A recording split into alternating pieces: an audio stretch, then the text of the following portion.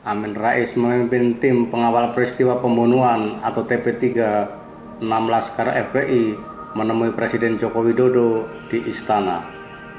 Abdullah Yahya dan Marwan Batubara tampak juga ikut dalam pertemuan yang digelar Selasa 9 Maret 2021. TP3 menuntut agar digelar peradilan HAM berat terkait tewasnya 6 Laskar FPI di kilometer 50 Tol Cikampek pada 7 Desember 2020 lalu.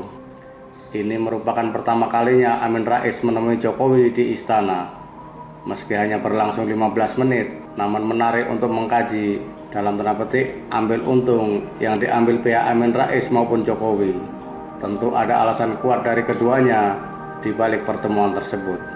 Mari kita coba telaah dari posisi Amin Rais. Dengan adanya pertemuan tersebut, maka TP3 semakin memiliki pengaruh karena telah, dalam tanda petik, diakui keberadaannya oleh pemerintah.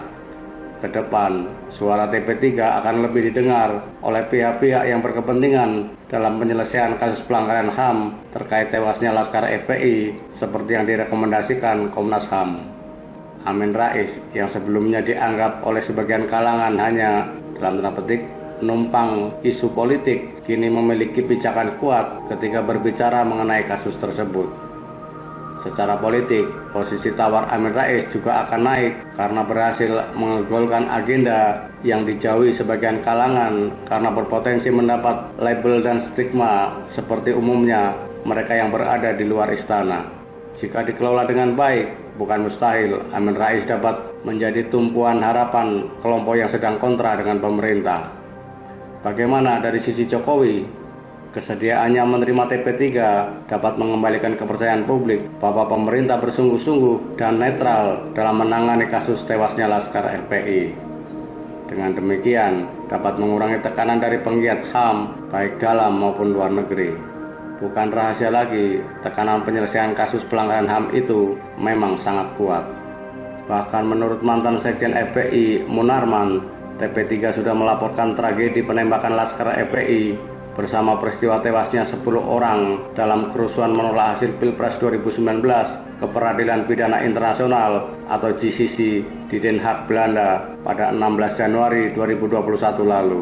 Alasan pelaporan ke GCC karena TP3 meyakini pemerintah telah melakukan praktek pembiaran tanpa hukum atas 2 peristiwa pelanggaran HAM berat yang diduga dilakukan oleh aparat keamanan terhadap rakyatnya sendiri.